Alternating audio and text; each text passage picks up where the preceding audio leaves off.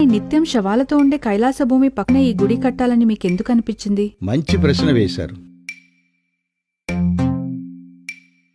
మా కైలాసభూమిలో నిత్యం చనిపోయిన వారి శవాలు రావడం నిజం. అందులో ఒకడో ఇద్దరో బ్రతికిన సంఘటనలు కూడా లేకపోలేదు. నమ్మలేకపోతున్నాం. ఇలాంటి అద్భుతాలు మా కైలాసభూమిలో చాలానే జరిగాయి. వేల సంవత్సరాల చరిత్ర కలిగిన రాజరాజ నరేంద్రుడు పరిపాలించిన కోటి లింగాలకు ప్రసిద్ధిగాంచిన దక్షిణ కాశీగా పేరుగాంచిన ఈ రాజమహేంద్రవరంలో గోదావరి తీరంలోని మా కైలాస భూమిలో కోటొక్క లింగంగా ప్రతిష్ఠించి మహాకాళేశ్వర ఆలయాన్ని నిర్మించాలని గట్టిగా నిర్ణయించుకున్నాను. నిజం చెప్పాలంటే కొత్తగా గుడులు గోపురాలు కట్టే వారిని చూసి పాడుబడ్డ ప్రాచీన దేవాలయాలు ఎన్నో ఉన్నా వాటిని బాగు చెయ్యక కొత్త గుడులు ఎందుకని ప్రశ్నించే నేను కూడా ఈ మహాకాళేశ్వర ఆలయం కడతానని కలలో కూడా ఊహించలేదు. అంతా ఆ శివుని లీల.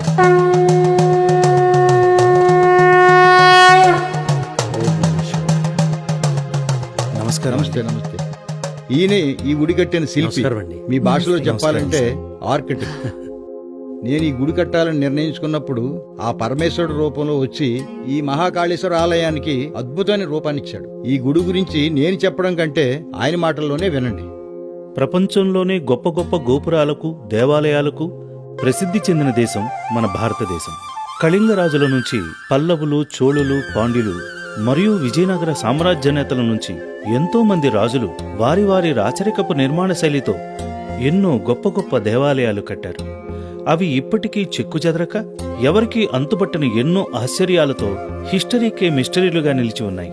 నిజానికి ఈ మహాకాళేశ్వరాలయానికి రూపకర్తను నేనైనా సృష్టికర్త మాత్రం శ్రీ పట్టపగలు వెంకట్రావు గారే. హైందవ ధర్మానికి అనుగుణంగా జరిగిన ఈ ఆలయ నిర్మాణం గురించి నేను చెప్పటం కంటే ఆయన చెప్పటమే బాగుంటుంది. చతురస్రాకారంలో కట్టిన ఈ మహాకాళేశ్వర ఆలయానికి 4 దిక్కులను సూచిస్తూ 75 అడుగుల ఎత్తులో 4 రాజగోపురాలతో కూడిన మహాద్వారాలున్నాయి. ఆలయంలోకి ప్రవేశించగానే నలువైపులా ద్వైత అద్వైత సిద్ధాంతాలకు అనుగుణంగా 64 ఉపాలయాలు నిర్మించడం జరిగింది. మహాగణపతి సుబ్రహ్మణ్యేశ్వర సమేత పరమేశ్వర అవతార స్వరూపాలు ఒకవైపు, పార్వతీదేవి శక్తి స్వరూపాలు మరోవైపు, దశావతారాలు ఇంకోవైపు, మనిషి మనుగడను బోధించే గురువులు, ఇవే కాకుండా ఈశాన్యం మూల 12 జ్యోతిర్లింగాలు, ఆగ్నేయంలో నవగ్రహ లింగాలు, నైరుతి మూల శ్రీచక్రం, వాయువులో సుదర్శనమూర్తిని ప్రతిష్ఠించడం జరిగింది. ఆలయ మధ్యమంలో 109 అడుగుల గర్భాలయంలో 9 అడుగుల మహాశివలింగం, రాజమండ్రి కోటిలింగాల రేవుకి అనుసంధానమైన కోటొక్క లింగం, ఈ మహాకాళేశ్వర లింగం చుట్టూ రాచరికపు కట్టడాల శైలిని గుర్తు చేస్తూ 4 మహామండపాలు, వాటికి 4 దిక్కులా సూచిస్తూ 4 మహాద్వారాలు, 4 నందీశ్వరులు, 4 ధ్వజస్తంభాలు, 4 బలిపీఠాలు. ఇంతవరకు ఏ శివాలయంలో కనీ విని ఎరుగని రీతిలో ఈ మహాకాళేశ్వర ఆలయం నిర్మించడం జరిగింది.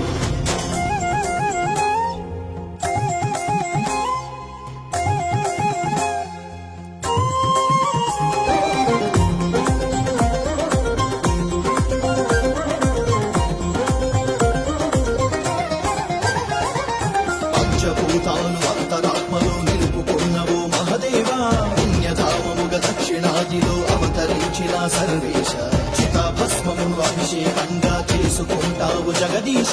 ఇది మహాకాళేశ్వరం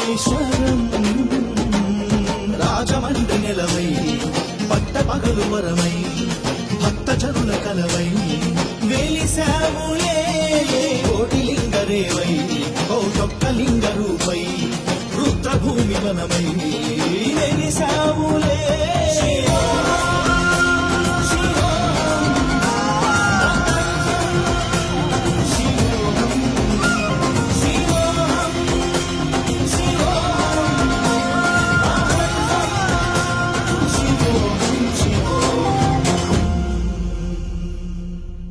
పరమేశ్వరుని శరీరం మీద బూడిద త్రిపుండ్రం, అనంత నిరాకార పరబ్రహ్మ చిహ్నం లింగం.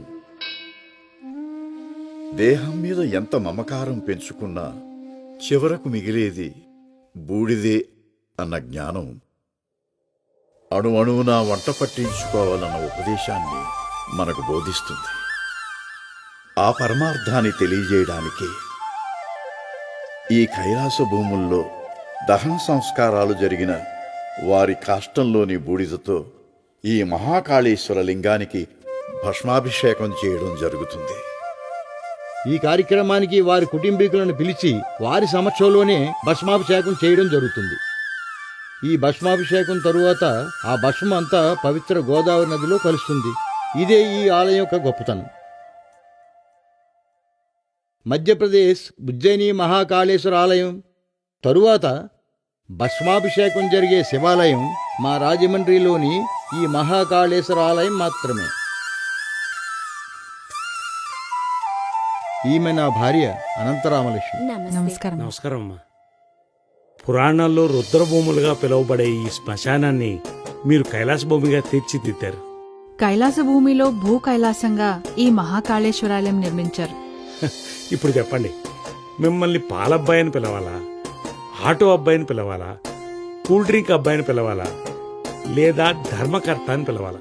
కాటికాపరనే పిలవండి. ఎందుకంటే శ్మశాన వాసి అయిన శివుణ్ణి ఆరాధించేవాణ్ణి.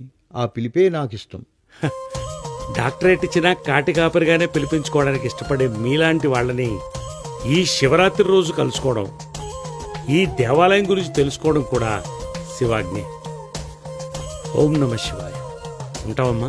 వెళ్ళొస్తామండి.